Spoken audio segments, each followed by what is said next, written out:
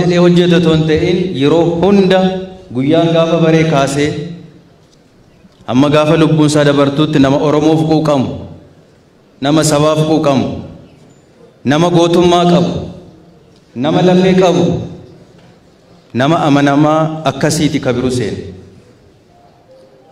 Oromoof jedhee qabeenya isaatti dhabee jira. Ani ragaadha nan beeka. Oromoof jedhee humna isaa tokko satiin halkanii guyyaa gootummaadhaan nama waa baay'ee waa guddaa dalageeru, nama guddaa, nama cimaa akkasiiti. Maatii isaa qofa otoo hin ta'in, gosa isaa qofa otoo hin ta'in, har'a Kabir Husseiniin Oromoon nama jabaa dhabde. Haa ta'u garuu dhaloonni har'aa Kabir Hussein irraa waa baay'ee baran. Kabir Hussein qabeenya guddaa ta'uu qabu guyyaa tokko isaa bashannanu argeen beekuan. Isaa boqotu argeen beekuan. Yeroo hundatoo dhaaruu, etuu gubatu, etuu fiiguu. Isin warra mootummaadha jedhee nu sodaateen beeku. Kanan godhiinaa, kana hojjedhaa jedheen nama ija jabinaan namatti dubbatu, nama sirreessu Kabir Hussein. Kanaaf dhugumaan nama dhalatee nyaatee du'e miti Kabir Hussein.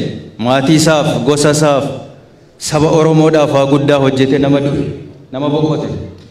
Nama namooma qabu, nama gosooma qabu, nama Oromummaa qabu, nama ture Kabir Hussein. Yeroo diinni qeerroo teenya fixaa ture sanitti, yeroo nama keenya akka shunkurtitti kitifaasan turan san keessatti, yeroo namni nu baqachaa ture san keessatti harka kiyyaan kan hin galmeessee itti erge qeerroo 1330 kaffaltii tokkoon maletti wallaansisee ture. Tana qofaa miti. Halkan tokko yoo an bilbiluufi mucaa tokko qaama hormaatarra dhaame ka fincaan baafachuu hin dandeenye ofiin akka narsiititti bira taa'ee irraa baasaa ture Kabir Hussein. Abbaa qeerroo ture jazaa guddaa nurraa qaba jechuudha. Gaafa irreecharra nama keenya fixan, gaafa irreecharra nama keenya fixan bilbila banaan odoo an sodaadhuuf joolleen lubbuun hafte akka hin dhumne dafaa gannaa ergaa jedhin jedhe.